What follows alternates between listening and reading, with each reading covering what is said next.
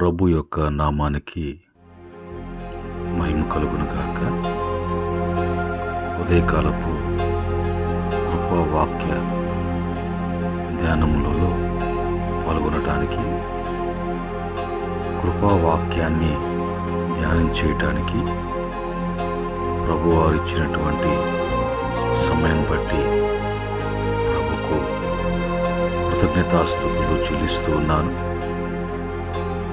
ప్రియమైనటువంటి దేవుని బిడ్డలారా, ప్రభు మరొక దినాన్ని మనకు అనుగ్రహించి మరొక దినములో ఆయన కృపను బట్టి ఆయన కృపా వాక్యాన్ని ధ్యానం చేయడానికి మనల్ని ప్రభు సజీవ లెక్కలో ఆయన జ్ఞాపకం చేసుకున్నారు.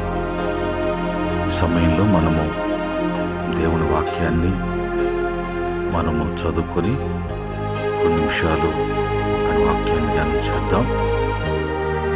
చూడండి, కీర్తన 90వ కీర్తన 14వ చరణంలో ఉన్నటువంటి మాటని మనం ఇప్పుడు చదువుకుందాం. ప్రార్థనాపూర్వకంగా ధ్యానం చేద్దాం.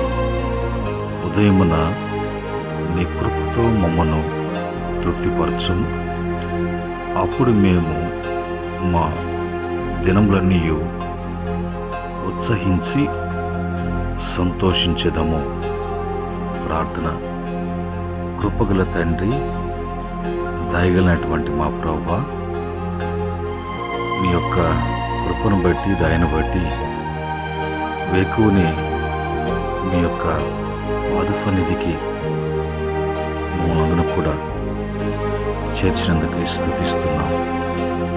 ఈ సమయంలో నాయన నీ కృప దొరికేటువంటి స్థలములో, నీ కృపా సన్నిధిలో మేమంతా కూడా ఈ రీతిగా కూడుకోవటానికి మీరు చూపించిన ప్రేమను బట్టి స్తుతిస్తున్నాం.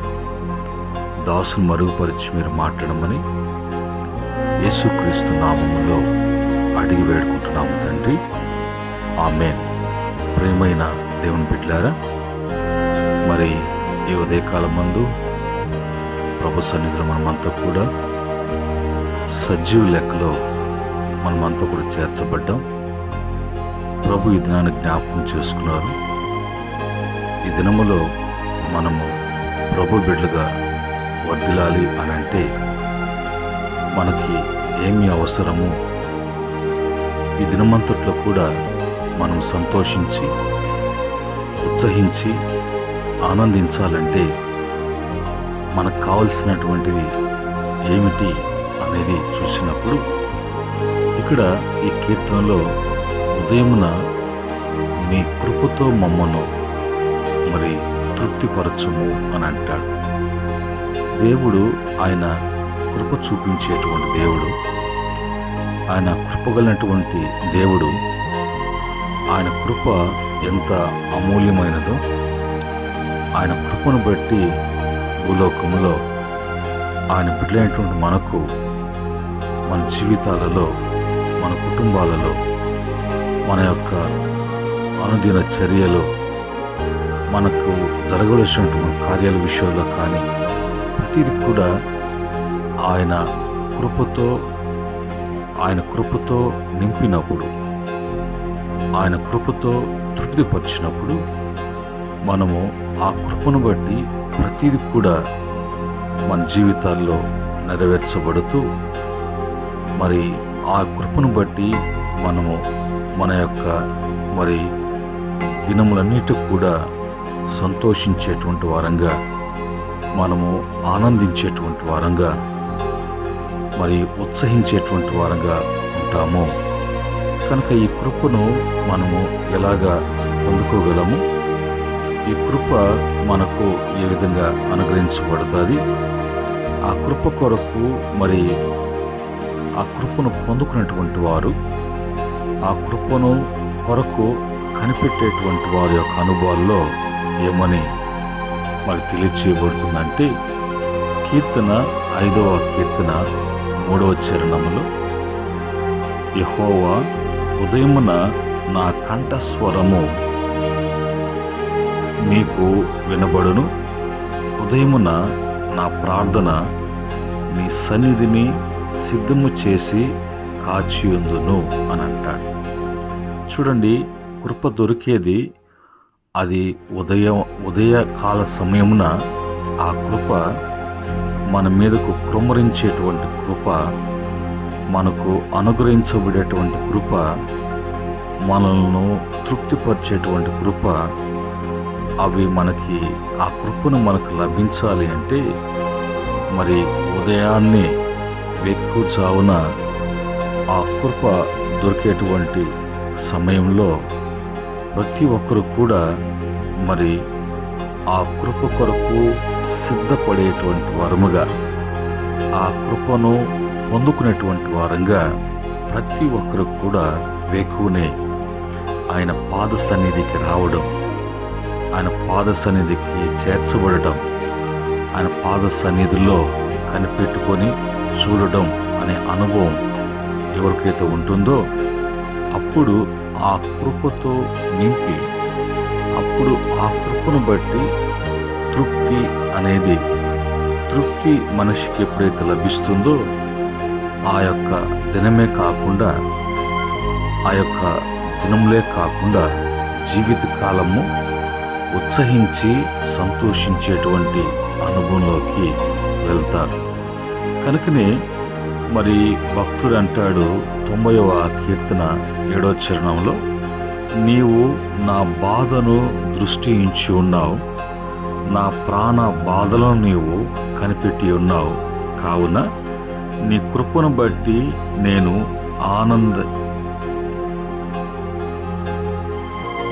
ఆనందించేటువంటి వాడిగా, సంతోషించేటువంటి వాడిగా అని అంటాడు. ఈ యొక్క ఆనందభరితుడై ఉండటానికి, ఆనందభరితుడై సంతోషించటానికి ఆయన కృపను బట్టి మరి భక్తుని జీవితంలో తనకు మరి బాధలు కలిగాయి, ప్రాణ బాధలు కలిగినాయి. అయితే ఈ ప్రాణ బాధలు కలిగినప్పుడు మరి ఎవరు కూడా దృష్టించలేదు, కానీ ఎవరు కూడా పట్టించుకోలేదు. కానీ దేవుడు తన కృపను బట్టి మరి ఆయన దృష్టి ఉంచాడు కాబట్టి నా బాధ ఏంటో, నా ప్రాణ బాధలేంటో అని తెలుసుకున్నాడు. కాబట్టి ఎప్పుడైతే నేను ఆ స్థితిలో ఉన్నాను అనేది ఆయన దృష్టి ఉంచాడో వెంటనే ఆయన కృపను బట్టి ఆ బాధలు తొలగించబడటానికి, కృపను బట్టి అవన్నీ కూడా దూరపరచబడటానికి, ఇప్పుడు నేను అనుభవించేది బాధ కాదు, నాకు వచ్చింది ప్రాణ బాధ కాదు, కృపను బట్టి ఆనందభరితున్నై సంతోషించే అనుభవంలో నేను నడిపించబడ్డాను అన్నటువంటి మాట భక్తుడు అక్కడ మాట్లాడుతూ ఉన్నాడు. కనుకనే మనం ఇప్పుడు కూడా ఆ కృపకు దూరము కాకుండా, ఆ కృపని పొందుకోకుండా, ఆ కృపని అనుభవించకుండా, కృపను బట్టి ప్రతిదీ కూడా మనము తలంచకుండా, ఒకవేళ వేరే ప్రయత్నాలు చేయడానికి వేరే కోణాలలో ఆలోచన చేసినప్పుడు నీ జీవితంలో మరి ఏది కూడా తృప్తి కలిగి ఉండడం కానీ, నీ జీవితంలో మరి సంతోషము అనేది, ఆనందం కానీ ఏది కూడా నువ్వు కలిగి ఉండలేవు అనేది వాక్యాన్ని బట్టి తెలుసుకోవాలి. అందుకని మరి కీర్తన 36వ కీర్తన 7-8 చరణాలలో, దేవా నీ కృప ఎంత అమూల్యమైనది, నరులు నీ రెక్కల నీడను ఆశ్రయించుచున్నారు, నీ మందిరము యొక్క సమృద్ధి వలన వాళ్ళు తృప్తి నొందుచున్నారు, నీ ఆనంద ప్రవాహంలోనిది నీవు వారికి త్రాగించుచున్నావు. చూడండి, కృప యొక్క విలువనేంటో తెలియచేస్తున్నాడు. కనుక ప్రతి బిడ్డ కూడా ఆ అమూల్యమైనటువంటి కృపని గ్రహించినటువంటి వాడు, రుచి చూసినటువంటి వాడు ఆయన రెక్కల నీడను ఆశ్రయిస్తారు.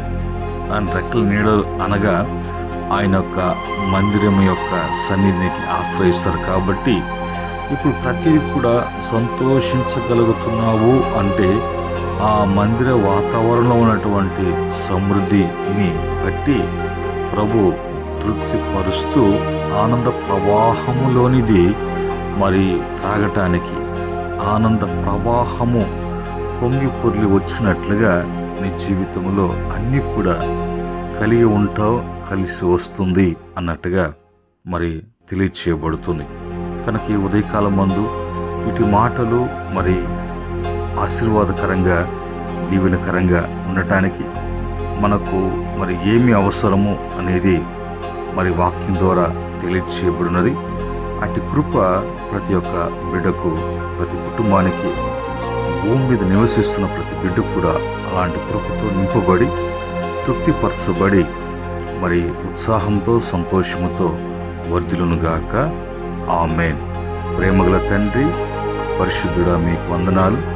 కృపా సత్య సంపూర్ణగా ఈ లోకానికి వచ్చి మానవుల యొక్క పాప ప్రాయశ్చిత్తం కొరకు నాయన నీ ప్రాణాన్ని బలిగా, త్యాగముగా, అర్పణగా అర్పించుకొని నాయన మనందరూ కూడా ఆయన జీవమును నడిపించినటువంటి దేవుడు ఆయన నీ కృపను బట్టి రక్షణ అనుగ్రహించి నీ కృపను బట్టి ఈరోజు ఆయన మేము సంతోషిస్తున్నామంటే, ఆనందిస్తున్నామంటే, తృప్తి కలిగి ఉన్నాము అని అంటే కేవలము నీ కృపయే.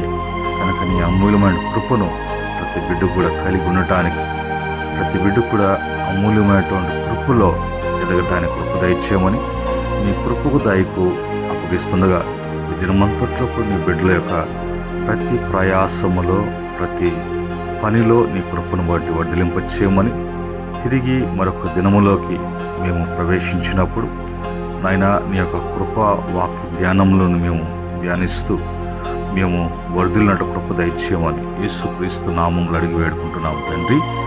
ఆమేన్. పరమ తండ్రి, దేవుని ప్రేమ, రక్షకుడైనటువంటి యేసుక్రీస్తు యొక్క కృపయు, పరిశుద్ధాత్మ యొక్క అన్యోన్య సహవాసం ఈ మాట వింటున్న బిడ్డలకు, సకల పరిశుద్ధులకు, ఆయన దాసులకు సదా తోడై ఉండి నడిపించునుగాక.